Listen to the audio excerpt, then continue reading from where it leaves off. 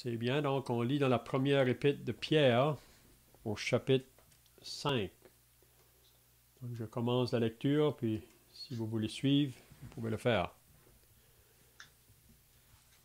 Voici les exhortations que j'adresse aux anciens qui sont parmi vous. Moi, ancien comme eux, témoin des souffrances de Christ et participant de la gloire qui doit être manifestée.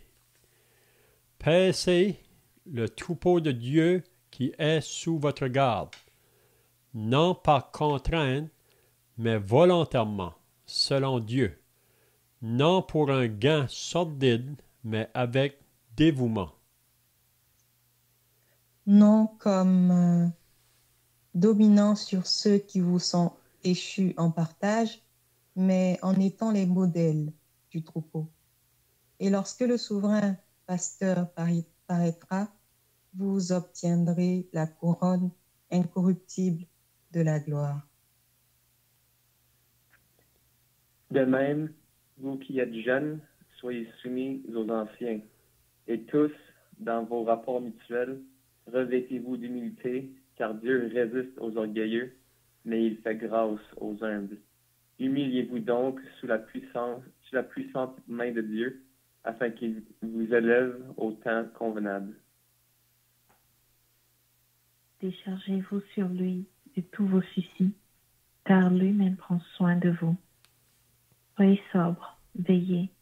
Votre adversaire, le diable, rôde comme un lion rugissant, cherchant qui il dévorera.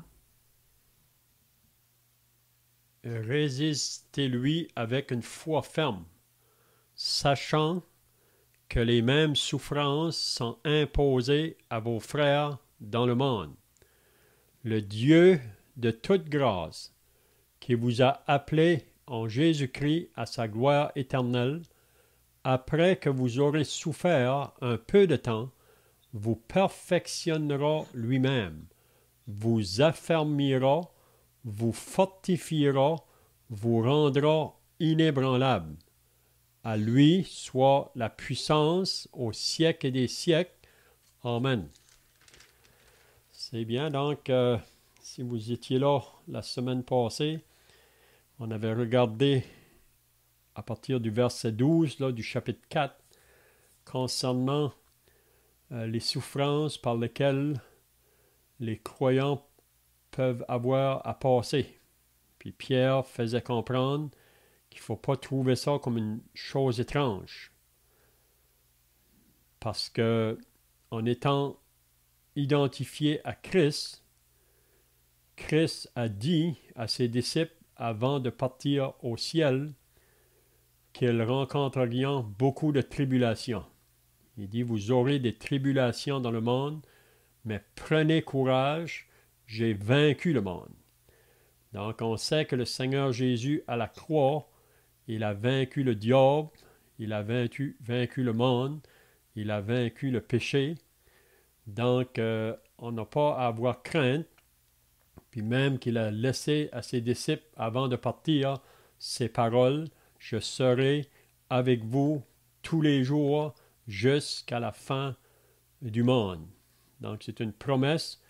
Puis depuis que l'Église est commencée, jusqu'à aujourd'hui, je crois que nous sommes rendus probablement à la fin de la dispensation de l'Église. Donc il y a eu des chrétiens qui ont été là au début, mais probablement que nous sommes les chrétiens de la fin. Donc les promesses que Jésus a faites à ses disciples 2000 ans passés, ce sont les mêmes promesses pour nous aujourd'hui, en 2020. Les paroles qu'il nous a dit dans Jean 14, que votre cœur ne se trouble point, croyez en Dieu et croyez en moi. Il y a plusieurs demeures dans la maison de mon Père. Si cela n'était pas, je vous l'aurais dit, je vais vous préparer une place. Et lorsque je m'en serai allé et que je vous aurai préparé une place, je reviendrai, afin que là où je suis, vous y soyez aussi. Donc c'est une promesse. Peut-être quelqu'un dira, mais ça fait 2000 ans que ça a été dit. Pourquoi qu'il n'est pas encore venu? Mais il faut bien comprendre, comme Pierre nous dit dans sa deuxième épître, que pour le Seigneur, un jour est comme 1000 ans est comme un jour. Donc pour Dieu, vraiment, le temps compte pas. Et c'est comme pour Dieu, c'est comme 2 jours.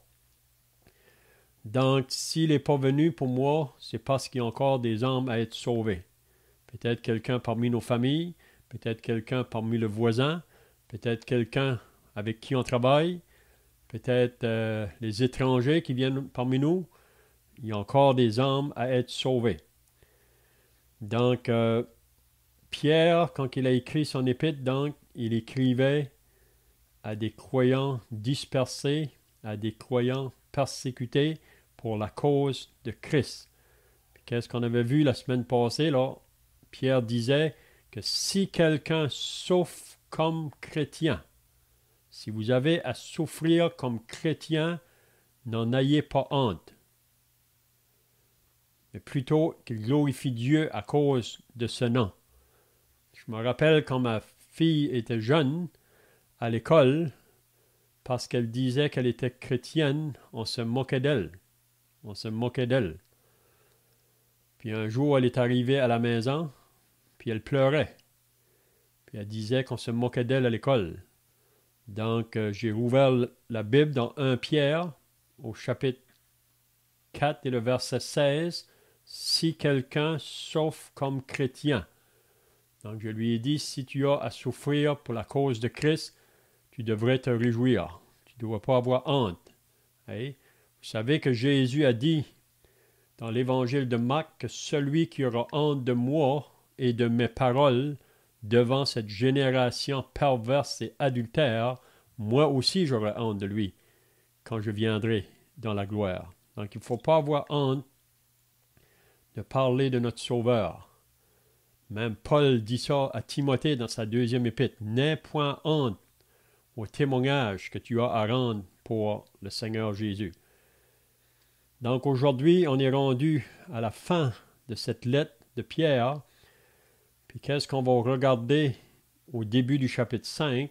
C'est concernant les anciens ou les surveillants ou bergers. C'est le même mot vraiment. Donc on va regarder ce matin concernant qui sont ces personnes-là que Pierre adresse ici, là. Hein?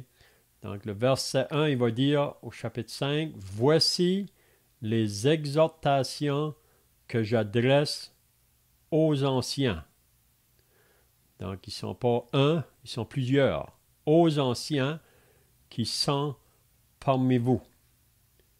Puis là, Pierre va dire, « Moi, ancien comme eux, témoin des souffrances de Christ et participant de la gloire qui doit être manifestée. » Donc, qu'est-ce que Pierre veut nous dire ici dans le verset 1 là? Est-ce que quelqu'un a des pensées là?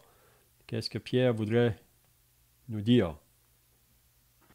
Est-ce qu'il a été témoin des souffrances de Jésus? Oui, c'est ça, c'est exactement ça. Pierre était témoin. Il était là quand que Jésus a été mis sur la croix. Il a vu les hommes qui l'ont moqué, qui l'ont battu, qui l'ont placé la couronne d'épines sur sa tête. Pierre était un témoin de ça. Pierre, d'une façon, ne se place pas non plus au-dessus des autres. Il dit, moi, ancien comme eux.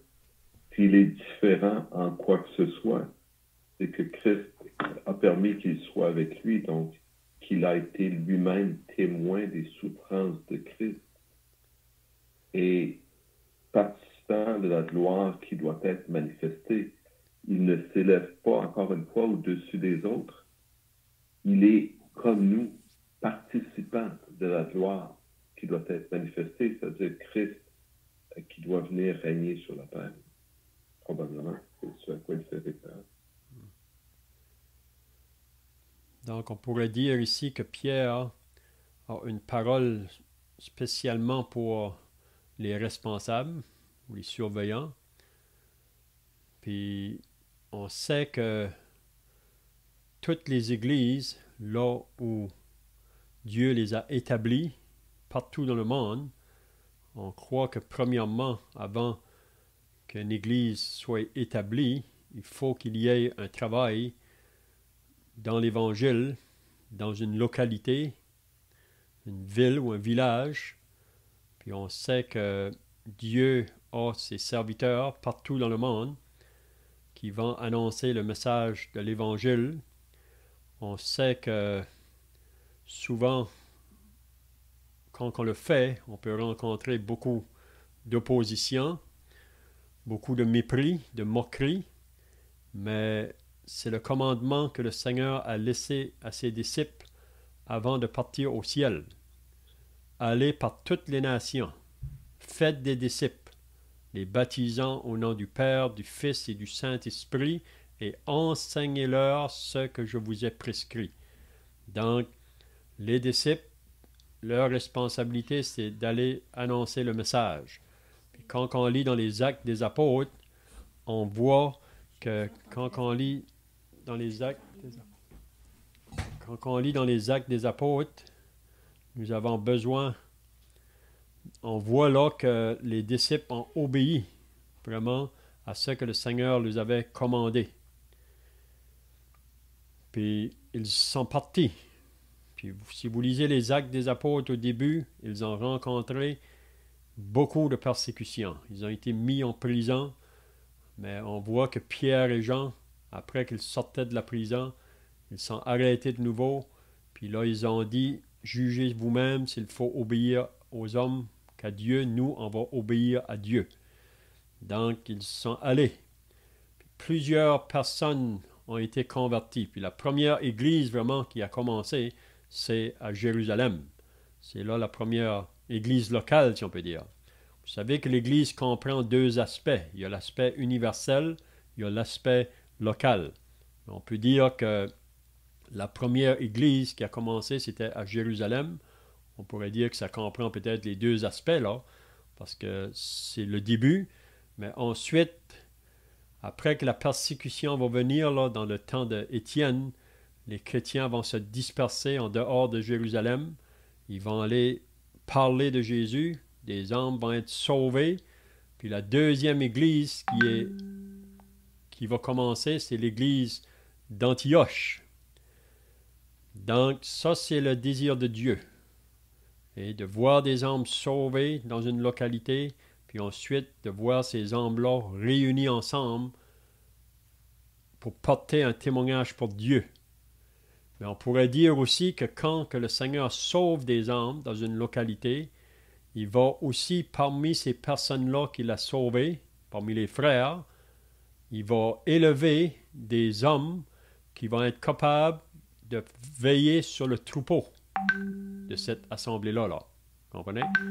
Donc, ici, c'est vraiment à eux là, que Pierre exhorte sa parole, là, quand il dit « Voici les exhortations que j'adresse aux anciens qui sont parmi vous. » Donc, on croit que chaque assemblée ou chaque église sont gouvernées ou pris soin par des anciens ou des surveillants, ou on les appelle les bergers. Puis vous allez remarquer aussi que c'est jamais un ancien, c'est toujours au pluriel, c'est toujours plus qu'un. Donc on ne voit jamais dans le Nouveau Testament la pensée de Monsieur le pasteur. On ne voit pas ça dans le Nouveau Testament. Dans toutes les églises du Nouveau Testament, on voit que chaque assemblée, Dieu a élevé des frères pour faire le travail d'anciens, puis c'est toujours au pluriel, c'est jamais un ancien. Hein? On voit ça selon le Nouveau Testament. Puis si vous lisez dans les Actes au chapitre 14, quand que Paul, après qu'il a fait son premier voyage missionnaire, là, ça nous dit que par la suite, il est revenu de nouveau vers ces personnes-là qui avaient été sauvées dans les différentes places, puis ils ont établi des anciens dans chaque ville où l'assemblée avait été établie. Donc, voici les exhortations que j'adresse aux anciens qui sont parmi vous. Puis, Pierre dit que lui-même était un ancien. Probablement on sait qu'il était ancien à l'église de Jérusalem, un responsable là. Puis Pierre sait qu'est-ce que c'est que de prendre soin des brebis, si on peut dire, ou les personnes qui sont associées à l'Église. Vous savez que le travail d'un ancien, Paul nous dit que c'est une œuvre excellente. C'est un travail excellent, mais ça comprend pas toujours des temps faciles. Mais pour le responsable, si vraiment qu'il a été élevé par Dieu, il va se réjouir dans le travail parce qu'il sait qu'il le fait pour le nom de Christ. Puis vous savez que Pierre est un homme qui a appris beaucoup de leçons quand que Jésus l'a appelé à le suivre parce que le Seigneur allait l'utiliser plus tard. On peut voir ça. Même si vous lisez dans Jean au chapitre 21, vous vous rappelez que le Seigneur Jésus, après sa résurrection, là, quand que Pierre avait décidé de s'en aller de nouveau à la pêche, puis il y en a d'autres qui l'ont suivi, ce n'était pas la volonté du Seigneur vraiment, parce que le Seigneur avait dit à Pierre qu'à partir d'aujourd'hui, quand il l'a appelé, là, tu seras un pêcheur d'hommes. Puis là, maintenant, il dit, tu seras un pêcheur d'hommes. Puis à partir de là, Pierre et les autres que Jésus avait appelés, ils devaient faire ce travail-là. Mais après que Jésus est mort, Pierre peut-être se demandait qui va prendre soin de nous maintenant, qui va nous donner la nourriture. Donc il faut retourner à la pêche. Puis Pierre est parti puis a influencé ses autres disciples avec lui. Puis vous vous rappelez qu'ils ont été à la pêche, ils ont pêché toute la nuit, ils n'ont rien pris. Puis le matin, il y avait quelqu'un qui était sur le rivage, un homme. Puis il lui a demandé, n'avez-vous rien à manger? Puis c'est là qu'ils ont reconnu que c'était le Seigneur. Puis le Seigneur leur avait préparé un petit déjeuner sur le bord de la plage. Puis ils sont venus manger avec lui. Puis vous vous rappelez que Jésus a dit à Pierre à ce moment-là, « Pierre, m'aimes-tu? Pierre, m'aimes-tu? Mais Seigneur, tu sais que je t'aime. Pierre, m'aimes-tu? Paie mes brebis, paie mes agneaux. » Donc Pierre était un homme que Dieu allait utiliser pour prendre soin des brebis du Seigneur. Mais pour le faire, il fallait qu'il soit formé, si on peut dire, par le Seigneur lui-même. Puis on peut voir aussi d'autres disciples que le Seigneur a formés pour un tel travail. Donc voici les exhortations que j'adresse aux anciens qui sont parmi vous, moi, ancien comme eux. Donc Pierre savait qu'est-ce que c'était le travail d'un ancien. Puis même, il disait qu'il était témoin des souffrances de Christ. Donc, il n'y a personne de nous qui sont témoins des souffrances de Christ, présentement. Mais Pierre, qui était un des 12, lui a été témoin des souffrances de Christ. Vous pouvez s'imaginer, là, quand on est venu arrêter le Seigneur dans le Jourdain. Vous vous rappelez que c'est Pierre qui a sorti son épée pour défendre le Seigneur Jésus. Mais Jésus a dit à Pierre, « Pierre, mets ton épée où tu l'as pris, parce que celui qui prendra l'épée périra par l'épée. » Parce que le Seigneur Jésus, quand il est venu, il n'est pas venu pour faire la guerre. Vous savez, il a dit à Pilate, « Mon royaume n'est pas de ce monde. Si mon royaume était de ce monde, mes serviteurs combattraient pour moi. Mais mon royaume n'est pas de ce monde. » Donc Pierre a compris. Ce n'est pas à nous à se battre. Et vraiment, le combat spirituel, on combat avec des armes spirituelles. Puis c'est la parole de Dieu, vraiment. Ce n'est pas avec des instruments. Donc, Pierre était un témoin des souffrances de Christ. Vous vous rappelez que par la suite, après qu'on a arrêté Jésus, Pierre est celui qui avait dit, « Seigneur, moi j'irai jusqu'à la mort pour toi. Même si les autres vont t'abandonner, j'irai jusqu'à la mort. » Puis on sait que Jésus a dit à Pierre, « Pierre, avant que le coq chante, tu m'auras renié 3 fois. » Probablement que Pierre ne pensait pas que cela pouvait se faire, mais on connaît l'histoire. Mais Pierre apprenait. Vous savez, il fallait qu'il apprenne que s'il va servir le Seigneur, ce n'est pas par ses propres capacités ou par ses propres forces. Parce qu'on est sans force. Comme quand on est sans force pour se sauver, on est sans force pour marcher pour le Seigneur ou même faire un travail pour le Seigneur. On a besoin de sa force, comme l'apôtre Paul dit dans l'Épître aux Philippiens. Je suis fort par celui qui me fortifie. Donc Pierre a été un témoin des souffrances de Christ et participant de la gloire qui doit être manifestée. Donc Pierre, un jour, il va être dans la gloire qui nous attend. Puis chacun de nous qui sommes sauvés, nous allons être associés à cette gloire. Donc, je ne sais pas si quelqu'un d'autre a d'autres pensées ici, là. Mais si vous voulez, on pourrait lire des passages qui nous parlent à propos des surveillants ou des anciens. Vous savez que dans le monde aujourd'hui, que ça a été beaucoup mal compris, ça. Mais on va voir des passages qui nous parlent à propos d'eux, puis aussi quelles sont les qualifications qui sont demandées pour qu'un frère puisse faire ce travail. Donc, on va aller dans la première épître de Paul à Timothée. La première épître de Paul à Timothée. Il y a beaucoup de passages qu'on pourrait lire dans la Bible qui nous parlent des responsables ou des surveillants. Mais on va aller premièrement dans 1 Timothée chapitre 3. Si quelqu'un voudrait lire là du verset 1 jusqu'au verset 7.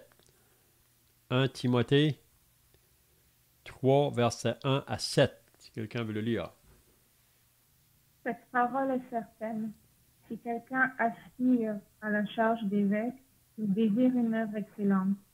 Il faut donc que l'évêque soit irréprochable, mari d'une seule femme, sobre, modéré, réglé dans sa conduite, hospitalier, propre à l'enseignement. Quel est le verset, s'il te plaît, Léon? Le verset 3 maintenant. 1 Timothée 3, 3. Il faut qu'il ne soit ni adonné au vin, ni violent, mais indulgent, pacifique, désintéressé. Il faut qu'il dirige bien sa propre maison et qu'il tienne ses enfants dans la soumission et dans une parfaite honnêteté. Car si quelqu'un ne sait pas diriger sa propre maison, comment prendra-t-il soin de l'Église de Dieu? Il ne faut pas qu'il soit un nouveau converti, de peur qu'enflé d'orgueil, il ne tombe sous le jugement du diable. Il faut aussi qu'il reçoive un bon témoignage de ceux du dehors, afin de ne pas tomber dans l'opprobre et dans les pièges du diable. Voulais-tu continuer? Non, peut-être qu'on pourrait lire maintenant dans l'épître à Tite. On va lire dans l'épître à Tite. C'est un peu la même pensée, là, mais il y a des détails qui ajoutent. Dans l'épître à Tite, au chapitre 1, puis on lit à partir du verset 5 jusqu'au verset 9. Même on peut aller jusqu'au verset 11 peut-être. Oui, donc Tite, l'épître à Tite, chapitre 1, à partir du verset 5. Je t'ai laissé en Crète afin que tu mettes en ordre ce qui reste à régler et que, selon mes instructions, tu établisses des anciens dans chaque ville. S'il s'y trouve quelque homme irréprochable, mari d'une seule femme, ayant des enfants fidèles, qui ne soit ni accusé de débauche ni de rebelle. Car il faut que l'évêque soit irréprochable, comme économe de Dieu, qu'il ne soit ni arrogant, ni colère, ni adonné au vin, ni violent, ni porté à un gain déshonnête, mais qu'il soit hospitalier, ami des gens de bien, modéré, juste, saint, tempérant, attaché à la vraie parole telle qu'elle a été enseignée, afin d'être capable d'exhorter selon la sainte doctrine et de réfuter les contradicteurs. Amen. Donc ça, ce sont les deux passages vraiment là qui est bien expliqué en ce qui concerne les qualifications que ces hommes-là devraient avoir pour faire le travail de responsable. Donc, qu'est-ce qu'on apprend ici? C'est pas assez d'avoir le désir ou aspirer cette charge-là, parce que probablement qu'un frère qui aspire ce travail-là, c'est vraiment le Saint-Esprit de Dieu qui met ça dans son cœur. Mais ça, c'est une chose d'aspirer à faire le travail, mais avant qu'il puisse le mettre en fonction, si on peut dire, il faudrait que les qualifications soient données. Donc, on voit plusieurs qualifications qui est demandées à celui qui va faire le travail de surveillant ou berger ou ancien dans une église locale. Donc, si vous avez remarqué au chapitre 3 de Timothée, il nous dit « Il faut donc que l'évêque soit irréprochable ». Donc, ça, c'est une chose. C'est pas que ça va être un homme parfait. Vous savez, on n'en trouve pas d'homme parfait. Il y a seulement Jésus qui était l'homme qui n'a jamais manqué ou failli, mais sa vie en général devrait être sans reproche, si on peut dire. Puis ça, c'est pas seulement vers les croyants, c'est surtout envers le monde qui l'entoure, là. Même si que le responsable est au travail, il faut qu'il y ait vraiment un bon témoignage. Si les gens savent qu'il fait le travail de responsable dans une église, il devrait avoir un bon témoignage. Ensuite, il va dire mari d'une seule femme. Donc, il ne doit pas avoir deux femmes. Vous savez, c'est pas... vous savez qu'à beaucoup de places aujourd'hui, on pratique la polygamie, mais on voit ici qu'un responsable, peut-être avant que cet homme-là était sauvé, peut-être qu'il aurait pu être dans cette condition-là, mais pour moi, il ne peut pas faire ça. Ensuite, il parle de la sobriété, la modération. Il doit être réglé de sa conduite. Hospitalier, ça veut dire que sa maison doit être ouverte pour recevoir les croyants. Il doit être propre à l'enseignement. Donc, il y a beaucoup de détails qui sont mentionnés ici. Là, on ne s'arrêtera pas pour toutes les regarder, mais vous pouvez regarder ça vous-même par la suite si vous avez du temps de libre. Donc, je ne sais pas si quelqu'un d'autre pensait ici, là, à ajouter dans ce qu'on vient de lire. Je pourrais poser peut-être une question, M. Léon. OK. Dans les qualificatifs des anciens ici, on dit qu'il doit être mari d'une seule femme. Bien, ici, ce n'est pas trop une question qu'on a dans la culture, mais il y a des cultures où la polygamie est parfaitement tolérée, acceptée et normale. Est-ce que ça signifie que, étant donné que c'est les pasteurs qui doivent être mariés d'une seule femme, est-ce que ça signifie que comment dirais-je, les disciples ou les brebis ou les autres membres de l'Assemblée peuvent être polygames, étant donné que ça c'est un standard qu'on met juste pour les pasteurs? C'est une question légitime que quelqu'un m'a posée. Pour moi, c'est une bonne question. Parce qu'on sait même encore aujourd'hui, dans beaucoup de places, ces choses-là sont pratiquées. Mais pour moi, quand que l'Évangile entre dans une localité, puis que des personnes sont sauvées, mais avant d'être sauvés, vous savez que chacun de nous, avant d'être sauvés, on était tous dans des conditions, dans le péché vraiment, en dehors de la volonté de Dieu. Donc chacun vivait comme lui semblait bon, comme Ésaïe nous dit que nous étions tous comme des brebis errantes, chacun suivant sa propre voie. Donc parmi nous, autrefois, il y avait des adultères, il y avait des ivrognes, il y avait des voleurs, il y avait des meurtriers, et on lit ça dans 1 Corinthiens au chapitre 6. Mais Paul, quand il parle aux Corinthiens, là, il dit « Ne vous y trompez pas ».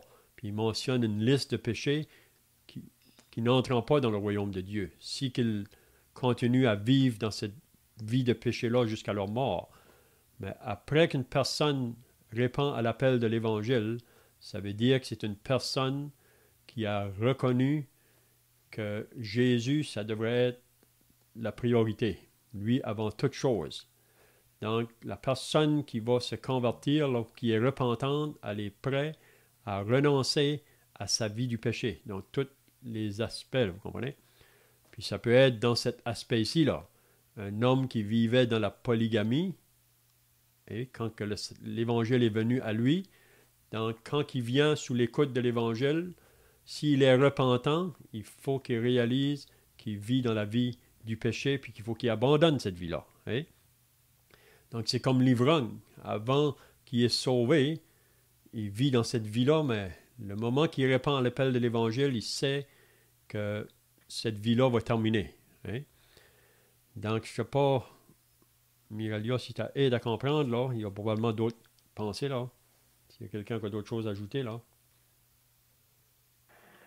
Enfin, basé sur le texte qu'on vient de lire, il n'est pas demandé aux croyants en fait, celui qui serait polygame, ce qui nous est dit, c'est qu'il ne peut pas être ancien. Il n'est pas demandé aux polygames de rejeter ses femmes, si je peux dire ainsi. Mais il est certain que l'Évangile ayant pénétré avec les années, les hommes, il nous est demandé, on l'a mentionné aussi, que celui qui aspire au travail d'ancien aspire à une œuvre excellente. Donc, en réalité, tous les hommes devraient aspirer à ce que Dieu lui-même qualifie d'excellent. Ils devraient aspirer à arriver à une vie d'ancien, à un travail d'ancien. Donc, ces paroles mettent, si je puis dire ainsi, une saine pression sur les disciples pour renoncer à la polygamie. C'est-à-dire que celui qui grandit et qui devient chrétien ne cherchera pas à avoir plusieurs femmes.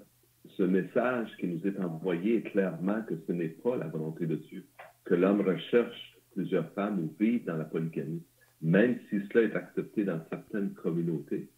Donc, la pensée de Dieu est à l'effet qu'il est préférable pour l'homme de s'attacher à sa femme, comme dans le commandement qu'on a au commencement de l'Écriture. Quand Dieu a créé Adam et Ève, ils étaient deux, un homme et une femme. Dieu n'a pas créé plusieurs femmes pour Adam. On voit que l'homme s'est corrompu dans ses pensées et qu'il a accepté plusieurs femmes. On voit que Dieu a accepté des hommes comme David, Salomon, on peut même nommer Abraham dans une mesure, qui ont eu plus qu'une femme à un certain moment donné. Mais ce n'est pas la volonté de Dieu. Et ce que le message que Dieu nous envoie, c'est que ce n'est pas ce à quoi le chrétien doit aspirer. Maintenant, de dire qu'il doit rejeter ses femmes, je ne sais pas comment ça se vit dans la polygamie, parce que dans le milieu où je suis, c'est une chose qui, n'existe pas vraiment, mais je ne vois pas directement dans la parole un commandement de Dieu pour l'homme de renoncer à ses femmes, si je peux dire, de les laisser, si on peut le dire ainsi, dans la misère. Parce que je présume qu'il y a plusieurs aspects sociaux, mais enfin, c'est ma pensée, mais le message vraiment de Dieu, il est que on ne doit pas se diriger et considérer comme normal la polygamie. C'est un peu comme une plaie, mais Dieu ne rejette pas ses hommes pour le salut. Il y a juste un passage qui nous dit qu'on doit renvoyer, c'est dans le livre de Esdras.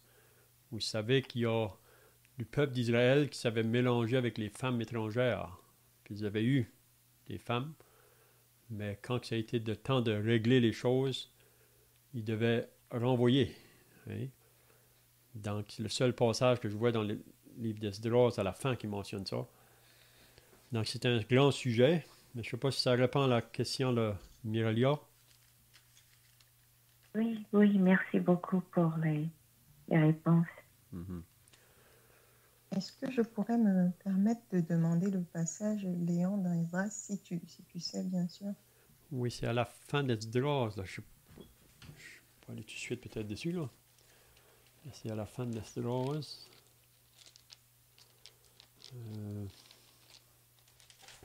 Je pense que c'est chapitre 10 ou 11, là. Peut-être tu pourras regarder ça toi-même après, là. On pourra peut-être en parler après. C'est chapitre Oui, 10. on va au chapitre 10, oui, c'est ça, au chapitre 10. L'envoi des femmes étrangères. C'est un grand sujet. OK, je vois qu'on avance dans le temps. Donc, le verset 1, je ne sais pas si vous avez d'autres choses à ajouter, là, quand il dit, Pierre dit témoin des souffrances, je pense il y a beaucoup de choses qu'on pourrait mentionner pour ce qui concerne les responsables, mais même le verset 2, là, il va encore dire des choses qui devraient considérer les responsables. Au verset 2, qu'est-ce qu'il dit? En parlant aux anciens, paissez le troupeau de Dieu, ou la responsabilité des anciens ou des surveillants, qui sont comme des bergers, ils doivent nourrir le troupeau de Dieu. Et donc, dans l'Église, les surveillants ou anciens doivent apporter des enseignements qui vont nourrir le troupeau de Dieu. Et on sait que le psaume 23, David pouvait dire « L'Éternel est mon berger. Je ne manquerai de rien. Il me fait reposer dans de verts pâturages. Il me dirige près des eaux paisibles. » Donc, David savait qu'est-ce que c'était de prendre soin des brebis, parce que lui-même a grandi en prenant soin des brebis. Mais David, comme homme manquant, a pu manquer au travers de ses brebis. Mais il veut nous faire comprendre que l'Éternel, lui, va jamais manquer. Donc, l'Éternel est mon berger. Puis, la chose très importante pour les brebis, c'est qu'elles soient bien nourries. Parce qu'une brebis qui n'est pas bien nourrie, elle ne peut pas se reposer. Elle ne se repose pas. Donc, le berger, un des gros travaux, là, c'est de trouver le vert pâturage.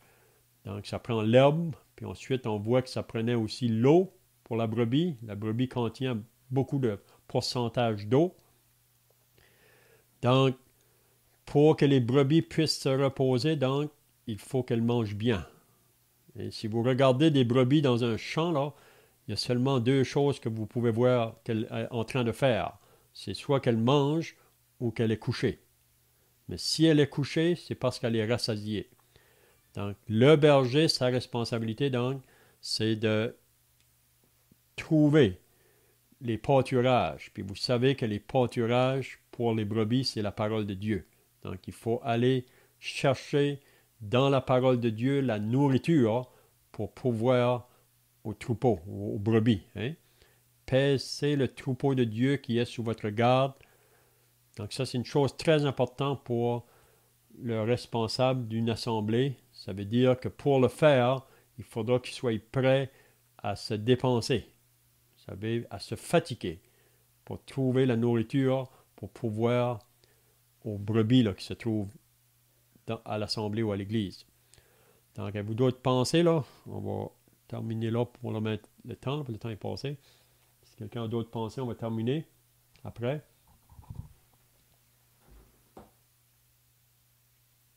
Ce qui est intéressant, Pierre dit ici au verset 2, c'est le troupeau de Dieu qui est sous votre garde. Donc, on a une garde. L'Ancien a une garde. Et il ajoute non par contrainte. On se souvient que l'apôtre Pierre lui-même n'a pas été contraint par Dieu. Jésus est venu le voir et il lui a dit « Paix mes brebis ». Il n'y a pas eu... Pierre n'a pas été forcé, il a accepté. Et on voit même que Pierre est comme, on pourrait dire, tombé dans cette fonction parce que Pierre est retourné à la pêche, etc. Il a fait des choses qui n'étaient pas conformes. On voit même que Pierre a été repris par l'apôtre Paul.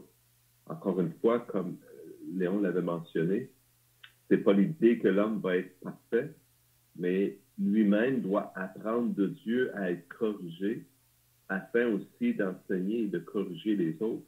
Et cela doit être fait volontairement. Donc, le premier commandement, c'est « Tu aimeras le Seigneur ton Dieu de tout ton cœur, de toute ton âme, de toute ta force, de toute ta pensée. » Et on sait qu'on est bien sûr tous défaillants à l'endroit de ce simple commandement. parce qu'on n'aime pas Dieu de tout notre cœur, toute notre force, toute notre pensée, toute notre volonté. Personne ne peut y arriver sauf notre Seigneur Jésus-Christ. Néanmoins, cette pensée de volontairement, ça nous indique un cœur qui désire, qui cherche à faire la volonté de Dieu, qui cherche à entendre l'appel de Dieu de son cœur, de sa volonté. Et c'est ce que Dieu recherche en toute chose, que notre cœur lui appartienne et qu'on travaille avec lui de cœur. Et là, on ne rentrera pas dans les autres choses, mais il y a une raison pourquoi on travaille. Et ce n'est pas pour un gain sordide, mais c'est avec dévouement. C'est ce que Pierre dit dans le chapitre 2 également, dans le verset 2 également. Donc, c'est vraiment tout démarre ou tout part au niveau du cœur pour le croyant, pour faire la volonté de Dieu de façon volontaire et avec dévouement. Parce que ce serait de mentir aux gens de laisser entendre que c'est une tâche facile. On peut voir comment Paul a parlé aux anciens d'Éphèse qui ont pleuré quand il a annoncé son départ et ce qui devait lui arriver. Donc, il y a beaucoup de larmes, beaucoup de luttes, beaucoup de chagrin à faire l'œuvre de Dieu. On voit comment Pierre lui-même, d'une certaine façon, qui était découragé. Et si on veut utiliser l'image que Dieu nous laisse et dont a parlé tout à l'heure Léon, Pierre est allé à la pêche. Il a entraîné d'autres avec lui à la pêche. Pour se nourrir, il est allé à la pêche, mais il n'a rien pris. Et c'est le Seigneur qui l'a nourri. C'est le Seigneur qui l'a appelé sur la côte, qui lui a demandé, avez-vous pris du poisson? Et quand ils sont arrivés, il y avait un feu et il y avait de la nourriture. Donc, le Seigneur lui-même va prendre soin de nous malgré les difficultés, malgré nos manquements. Le Seigneur est prêt à nous pardonner et il est prêt à nous confier son troupeau. Le Seigneur a fait cela avec Pierre et lui a demandé, paie mon troupeau. Il ne lui a pas dit, tu es rejeté maintenant parce que tu m'as renié. Le Seigneur comprend notre faiblesse et il désire travailler en nous et